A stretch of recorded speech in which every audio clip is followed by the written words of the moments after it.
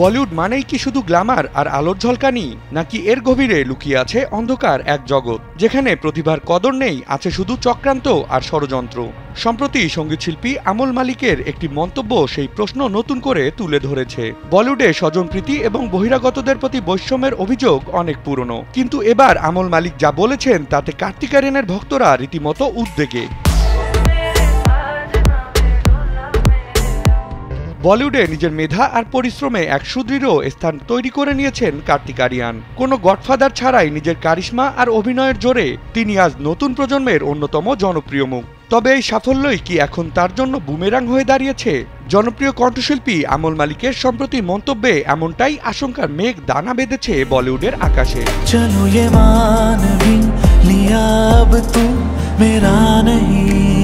ভারতীয় গণমাধ্যমে আমল মালিক বলেন, এই জগতের আসল রূপ মানুষের কাছে অনেকটাই পরিষ্কার। এই জগৎ এতটাই অন্ধকার, একজন মানুষের জীবনটাই থাকলো না। সুশান্ত সিং রাজপুত এই অন্ধকার জগৎটাকে সামাল দিয়ে উঠতে পারেনি। কেউ বলে তিনি আত্মঘাতী হয়েছেন, কেউ বলে তাকে খুন করা হয়েছে। যেটাই হোক, মানুষটা তো চলেই গেলেন।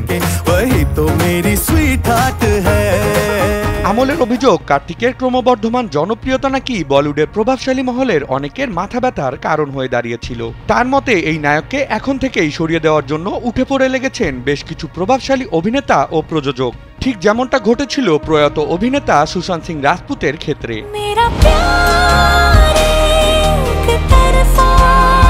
তিনি বলেন, এই জগতের জন্যই সুশান্তের মন ও আত্মায় প্রভাব পড়েছিল। কিছু লোকজন ওর মনোবলকে ভেঙে দিয়েছিল নিশ্চয়ই। এই ছেলেটাকে ধ্বংস করে দিতে হবে। সুশান্তের ক্ষেত্রে এমনটাই ষড়যন্ত্র করেছিল বড় প্রযোজকরা।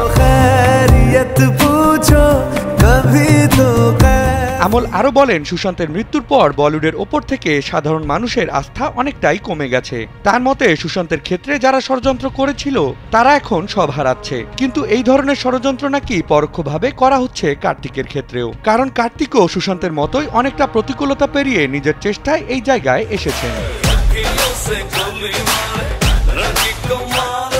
2020 সালে 14 জুন সুশান্ত সিং রাজপুতের রহস্যজনক মৃত্যু আজও এক অমীমাংসিত প্রশ্ন।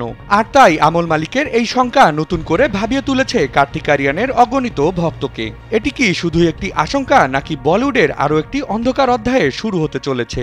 সেদিকেই তাকিয়ে আছে গোটা বলিউড ও তার অনুরাগীরা। বিনোদন ডেস্ক, কালবেলা।